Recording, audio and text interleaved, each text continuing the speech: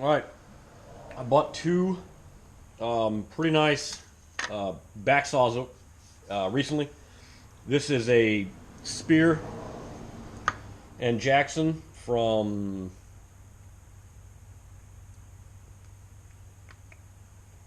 Sheffield. I cleaned this up yesterday. I looked at Paul Seller's blog, and he actually has the same brand of saws. Now, I don't know how old this one is. It is razor sharp. And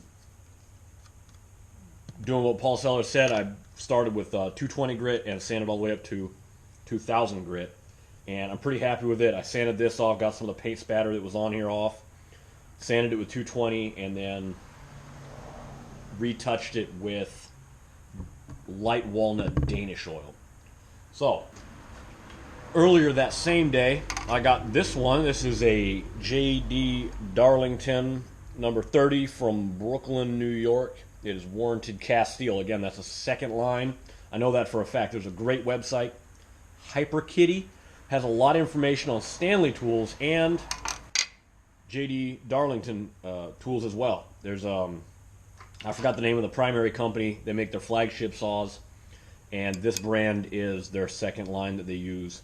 I don't know if they had a brass back on theirs at all, or if it's just the steel, and this is a cast steel blade as well. One thing that's interesting that I noticed, there's a guy down the street from me that has an amazing collection of antique hand tools, primarily Stanley planes that are fully restored, and he wants an arm and a leg for them. So I didn't bother asking him how much he wanted. I just got some parts and chatted with him a while, and I learned something from him. And he said that the patent date on these saws is located on these split rings. And I've looked at a few of them, and I never found the patent date. And I took this one apart earlier before I started filming, and I did see the patent date. It's on the back. Let's see if I have one. This one's a little bit cleaner. This says patent December 31, 1867.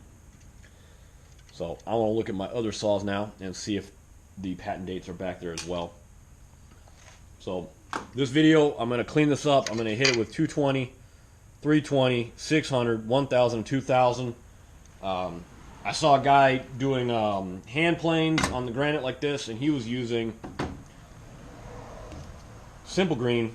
They were sold out of Simple Green when I was at the store, and I remembered to buy it, so I bought Jungle Jake instead. I don't know if it's any different. It smells the same to me.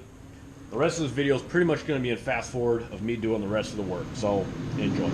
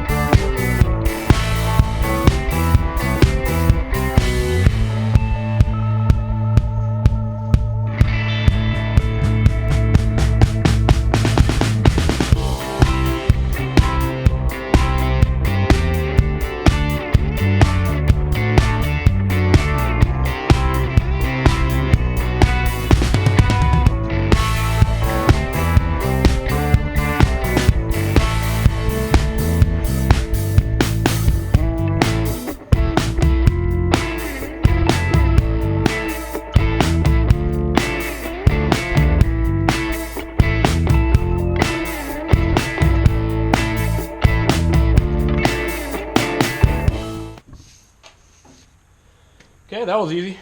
Quick. Doesn't take too much time.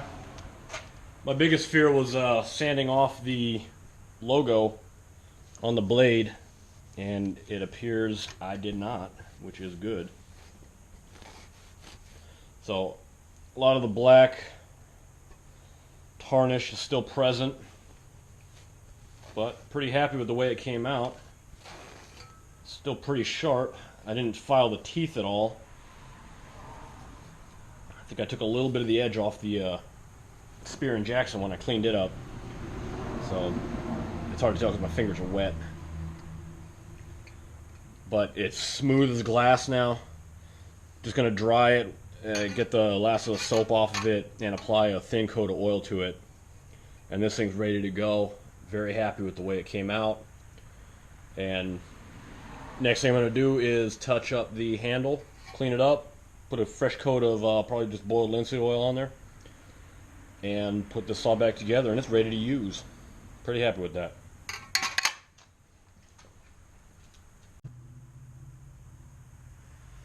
Okay, the last thing I'm going to do before I put this back together is I'm gonna buff these up a little bit with the 2000 grit that I still had on the block. I've already done that one, so wipe it off. A little bit of difference, just clean it up, make it look nice. If you can hear me over the neighborhood radio.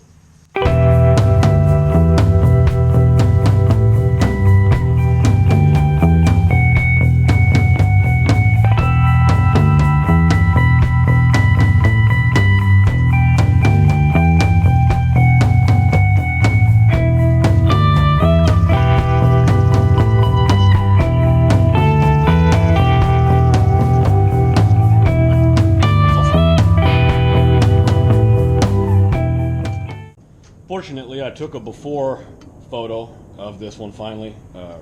At last, I finally did it. Fortunately, I took a before photo so I could figure out which side had the head and which side had the nut. So my before photo showed L. Schneider's name with this side, so I know which way to put it back together to keep it original. And I'd like to thank whoever L. Schneider is for stamping his name on there. I love getting old tools with the original owners, or at least one of the owners' names stamped in there. I got a lot of, I come across a lot of wooden hand planes like that too, and occasionally a bench plane. So that's pretty good. If anybody knows an L. Schneider from the Utica, New York area, or his family, I'd love to know about it. So I'm just going to set these back in. I did another Danish oil medium walnut for the handle, and it's still not quite dry yet, so I'm going to wax it, paste wax it when it's ready. These want a little bit of convincing. Got that on. It took a little while. They're kind of a little bit crooked in there, so they're pressing on one side versus the other. So I don't have a screwdriver set up for these, and I don't have one that I feel comfortable cutting a hole in, or anything else I want to cut a hole in. So I'm just setting these on there and putting as much pressure as I can. It was a lot easier on the other one. I might have to move over to a vise.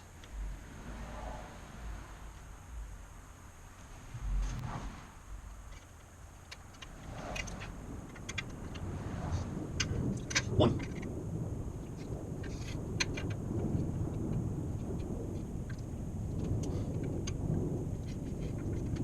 I'm gonna put this one. Okay, I cut a lot out, obviously. This last one was very difficult to get back in. When I put it back through, it scraped on the side of the blade and kind of messed up the threads. So I got it back in. It threaded on. We'll see how it does. So, let's take it outside and get some shots of what it looks like. Actually, you know what? I'm going to cut something on it first, and then I'm going to take it outside. Before I cut, I want to oil the blade down with my oil can rag, Again, that's another Paul Sellers. Should have done the blade before I put it back together. Oil can with 3-in-1 oil. It's another Paul Sellers technique. There's actually whole videos dedicated to how you assemble one of these. In my opinion, if you need a video on how to roll up a rag, stuff it in a can, and oil it, you probably do not need to be doing anything in the garage with sharp edges.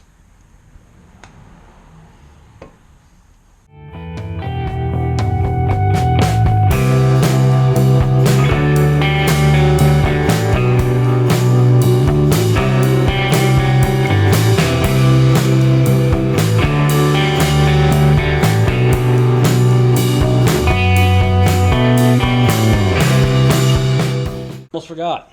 Check us out on the Facebook page, Clandestine Woodwork, and like and subscribe to the video, please, and like the Facebook page, please. See you next time.